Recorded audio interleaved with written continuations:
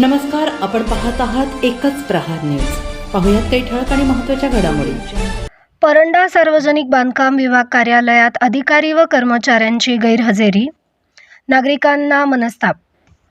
परंडा येथील सार्वजनिक बांधकाम विभागाच्या कार्यालयात कार्यालयीन वेळेत अधिकारी आणि कर्मचारी उपस्थित नसल्याने नागरिकांना मोठ्या अडचणींचा सामना करावा लागत आहे. महत्त्वाच्या कामांसाठी येणाऱ्या सामान्य नागरिकांना रिकाम्या हाताने परत जावे लागत असून यामुळे प्रशासकीय कामकाजावर प्रश्नचिन्ह निर्माण झाले आहे.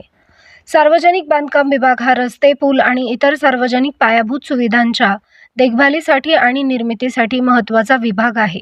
परंतु जेव्हा या विभागातील कर्मचारीच कार्यालयीन वेळेत उपस्थित नसतात, तेव्हा नागरिकांची कामे खोळंबतात आणि त्यांना नाहक मनस्ताप सहन करावा लागतो. अशा प्रकारच्या गैरहजेरीमुळे कामांमध्ये दिरंगाई होते, विकास कामांवर परिणाम होतो आणि नागरिकांचा प्रशासनावरील विश्वास कमी होतो. यापूर्वीही अनेक ठिकाणी सार्वजनिक बांधकाम विभागातील कर्मचाऱ्यांच्या गैरहजेरीचे किंवा अनियमिततेचे प्रकार समोर आले आहेत. उपमुख्यमंत्र्यांनी सार्वजनिक बांधकाम कार्यालयात 70% कर्मचारी अनुपस्थित असल्याचे आढळून आल्यानंतर कठोर कारवाईचे आदेश दिले होते.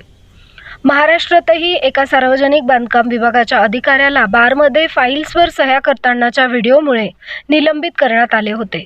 हे प्रकार सरकारी कार्यालयांमधील कामकाजाच्या पद्धतींवर प्रश्नचिन्ह निर्माण करतात. सार्वजनिक बांधकाम विभागाच्या भिंतीवर गोवा माव्याच्या पिचकाऱ्यांमुळे रंगलेल्या बातम्या आणि चिंचेच्या घोटाळ्यासारख्या घटनांमुळे या विभागाच्या कार्यप्रणालीवर प्रश्नचिन्ह निर्माण झाले आहे. या गंभीर परिस्थितीवर तातडीने लक्ष देऊन दोषी अधिकारी व कर्मचाऱ्यांवर योग्य कारवाई करावी, अशी मागणी नागरिकांकडून होत आहे.